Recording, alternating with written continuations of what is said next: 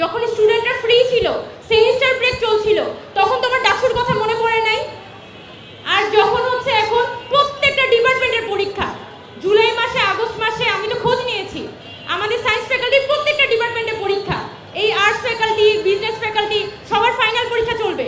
কোন স্টুডেন্টের কাছে যদি জিজ্ঞেস করি যে ডাকসুর ব্যাপারে কি মনে করো, বলে আমি এক্সাইটেড, কিন্তু আমি আসলে পার্টিসিপেট করতে যাচ্ছি না বা আমি ভোটে দাঁড়াতে যাচ্ছি না। আমি জিজ্ঞেস করলাম কেন যাচ্ছ না, বলে আমার তো পরীক্ষা, আমি এই রিস্কটা এখন নিতে পারবো না। তো এখন যদি ক্যাম্পাস প্রশাসন সে শুধুমাত্র রাজনৈতিক বাস্তবতাগুলোকে দেখে ডাকসু হবে কি হবে না ঠিক করে, তাহলে আমার যথেষ্ট পরিমাণে সন্দেহ আছে যে এখানে যদি ভোট কাস্টিং হয় তাহলে এটা আদৌ ভোট রিগিং এর সম্ভাবনা বা ভোট চুরির সম্ভাবনা এখানে আছে কিনা।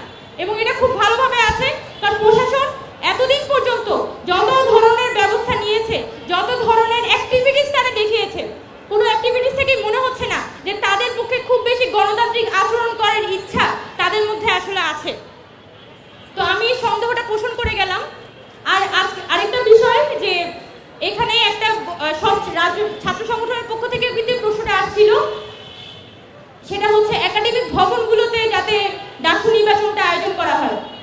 সেখানে আমরা দেখেছি খুবই অদ্ভুত একটা বিষয় খেয়াল করলাম, আমাদের বিধিমালা সংশোধনের ভিতরে কিন্তু কি বলা হয়েছে যে হল সংসদ এবং অন্যান্য বিষয়গুলো, মানে অন্যান্য কোথায় কোথায় ভোট নেওয়া যায় সেটা নির্বাচন কমিশনটা ডিসাইড করবে।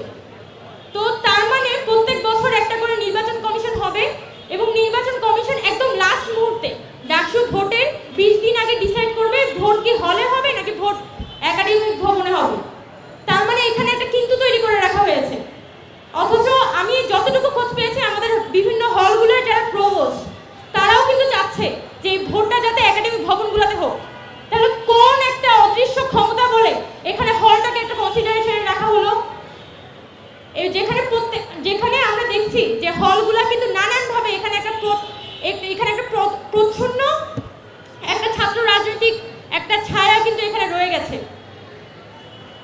তো সেই ক্ষেত্রে আমি মনে করি যে ডাকসুকে যদি এখানে সংশোধন করতে হয় তাহলে প্রশাসনের পক্ষ থেকে অবশ্যই এখানে শুধুমাত্র রাজনৈতিক পরিস্থিতিটাকে দেখলে হবে না, ঢাকা বিশ্ববিদ্যালয়ের সাধারণ ছাত্রদের একাডেমিক পরিস্থিতি এবং সাধারণ ছাত্ররা যাতে এখানে স্বতঃস্ফূর্তভাবে অংশগ্রহণ করতে পারে এই পরিবেশটা হচ্ছে প্রশাসনের পক্ষ থেকে তৈরি করতে হবে। এবং আমার বড় ধরনের সন্দেহ আছে যে রাজনৈতিক ছাত্র সংগঠনগুলোর বাইরে প্রশাসনের আদৌ এই ডাকসু নিয়ে কোনো ভাবনা আছে কিনা। ডাকসুটা প্রতি বছর একটা ক্যালেন্ডারের ডেট ধরে এখানে হওয়াটা উচিত, কারণ ডাকসু যদি এখানে রেগুলারাইজ হয় তাহলে আমাদের যারা সাধারণ শিক্ষার্থীরা তারাও কিন্তু আগ্রহী বোধ করবে। যারা দেখা যাচ্ছে সে একটা নর্মাল ডিপার্টমেন্টে পড়ে, খুবই ভালো স্টুডেন্ট, কিন্তু তার মধ্যে ওই ভয়টা কাজ করে যাচ্ছে ডাকসু হলে কি আমি জিতবো বা আমি কি পার্টিসিপেট করতে পারবো, একটা সংকোচ কাজ করে।